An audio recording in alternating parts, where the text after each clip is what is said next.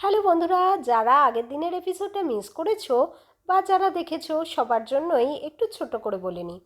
শনিবার দিন সকালবেলা খুব ভোরে ঘুম থেকে উঠে ক্যাম্পিংয়ের জন্য শেষ মুহূর্তের প্রস্তুতি নিয়ে আমরা বেরিয়ে পড়েছিলাম। ক্যাম্পগ্রাউন্ডে পৌঁছানোর আগে পথে একটু লেভেনওয়ার্থ ঘুরে সেই সুন্দর ছোট্ট বিভেরিয়ান শহরের পরিবেশ উপভোগ করেছিলাম। তারপর সোজা চলে গেছিলাম আমাদের ক্যাম্পগ্রাউন্ডে। আমরা তো গাড়িতেই শুই, তাই জন্য আলাদা করে টেন্ট সেটআপের দরকার হয়নি, কিন্তু এবারে একটা ক্যানোপি কিনেছিলাম একটু সুবিধার জন্য। তো ক্যানোপিটা সেট আপ করলাম, চারপাশে বাকি সব কিছু সেট আপ করলাম, একটু নদীর ধারে গিয়ে বসলাম। সব কিছু মিলিয়ে সুন্দর পরিবেশটা কিছুটা সময় উপভোগ করে রাতে গ্রিল করে খাওয়া দাওয়া করে শেষ করেছিলাম আগের দিনের এপিসোডটা।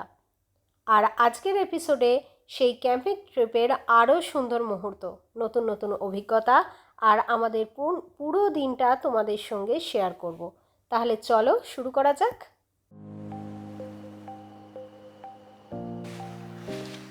রবিবার সকালবেলায় 8 মাইলস ক্যাম্পগ্রাউন্ড থেকে গুড মর্নিং তোমাদের সবাইকে।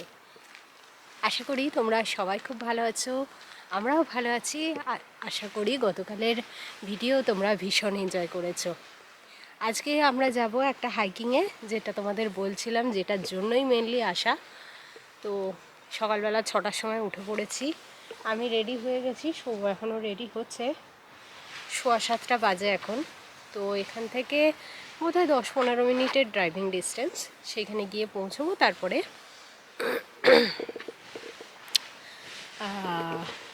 তারপরে সেখান থেকে আর কি হাইকিংটা শুরু হবে। এটার হাইটটা বেশ উঁচু। চলো তাহলে সেখানে যাই, সেখানে গিয়ে আবার কেমন রাস্তা সেটাও শেয়ার করব তোমাদের সঙ্গে, গল্প করব, মেন জায়গাটা কীরকম সেটাও শেয়ার করব। ওয়েদারটা ভালো আছে, রোদ উঠছে, মানে এটা তো একদম পাহাড়ের কোলে, জঙ্গল দিয়ে ঘেরা, যার জন্য এখানে এখনও পর্যন্ত রোদ এসে পৌঁছায়নি, কিন্তু দেখতে পাচ্ছি পাহাড়ের উপরে অলরেডি রোদ পড়ে গেছে। তো চলো তাহলে যাত্রা শুরু করা যাক।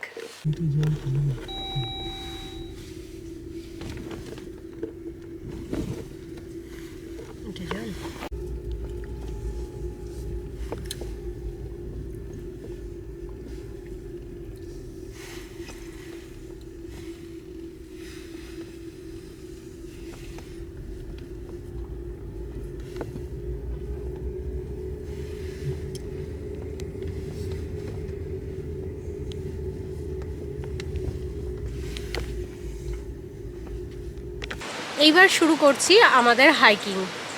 4.5 মাইল আপ, 4.5 মাইল ডাউন। উঠতে বেশ অনেকক্ষণই সময় লাগবে।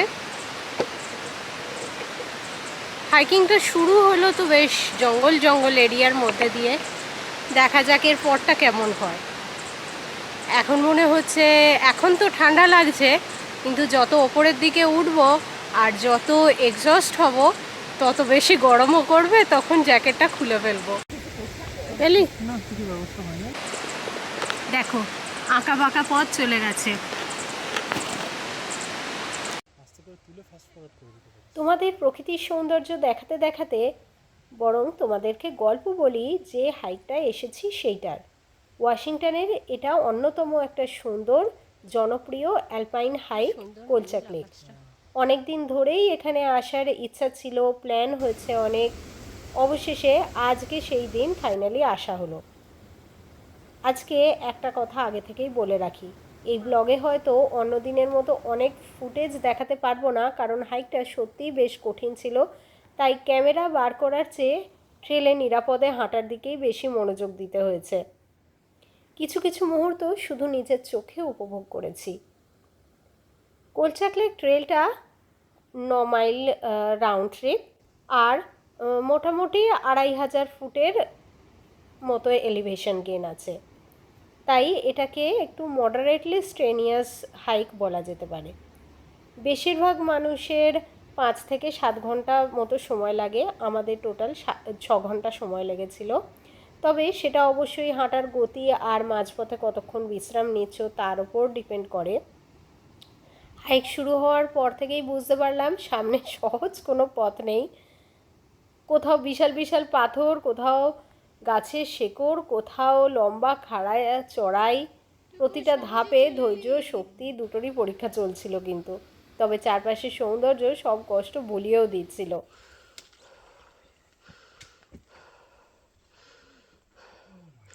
আকাশে পৌঁছে গেলাম। এটা তো ওই নর্থ ক্যাসকেডের ওই হাইকটার মতোই অনেকটা।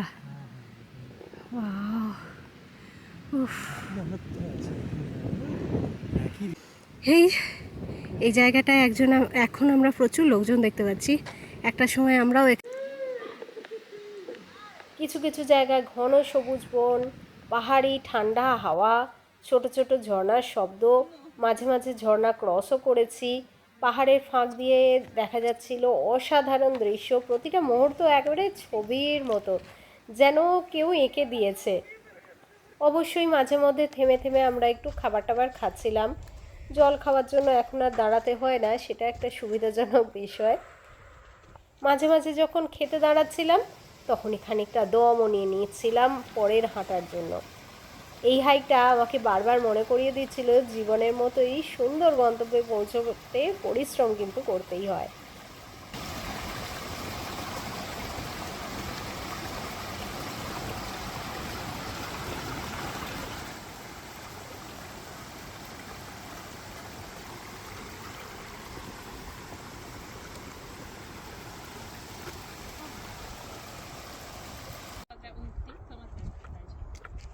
অনেকটা কষ্ট করে যখন সত্যি প্রথম দেখলাম কলচাক লেক, যখন চোখে পড়লো সত্যি মনে হলো ওফ, এই দৃশ্যের জন্য সত্যি এতটা হাঁটা যায়।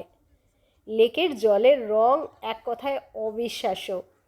তারপরে সূর্যের আলো পড়েছে, একটা টারকয়েস রং হয়েছে, কোথাও কোথাও দেখছি গভীর নীল রং।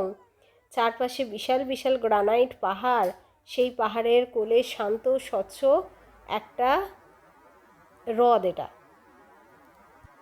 সেখানে বসে বেশ খানিকক্ষণ আমরা প্রকৃতিটাকে অনুভব করলাম, খাওয়া দাওয়াও করলাম। সৌন্দর্যটা পুরোটা ক্যামেরায় তো ধরতে পারিনি, কিন্তু তবু চেষ্টা করলাম তোমাদের সঙ্গে যতটা সম্ভব শেয়ার করার।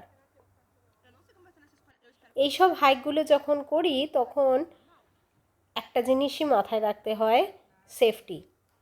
ভালো গ্রিপের জুতো অবশ্যই দরকার, অনেকটা পরিমাণ জল অবশ্যই দরকার, আর স্ন্যাক্সেরও দরকার আছে প্রচুর, কারণ প্রচুর ক্যালোরি রস হয়, সেই ক্যালোরিটা যাতে থাকে শরীরের মধ্যে সেইটাও ভাবনা চিন্তা করে স্ন্যাক্স নিতে হয়।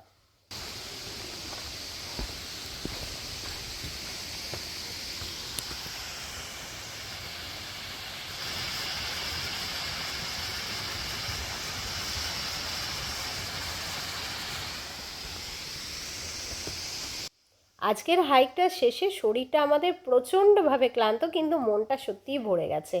এই ধরনের জায়গায় এলে বুঝতে পারি প্রকৃতির মাঝে কাটানো কয়েকটা ঘন্টা কতটা শান্তি, কতটা আনন্দ এনে দিতে পারে। যাই হোক, আশা করি তোমাদের ভালোই লাগলো এই ভিডিওটা। যদি ভালো লাগে তাহলে একটা লাইক দিতে ভুলো না, কমেন্ট করে জানিও তোমাদের স্বপ্নের হাইকিং ডেস্টিনেশন কোনটা। আর যদি প্রবাসীর জীবন, ট্রাভেল বা দৈনন্দিন গল্পগুলো তোমাদের ভালো লাগে তাহলে অবশ্যই আমার চ্যানেল প্রবাসের দিনগুলিটা সাবস্ক্রাইব করে পাশে থেকো। আবার দেখা হবে নতুন কোনো অভিযানে। সবাই ভালো থেকো। টাটা আজকের মতো।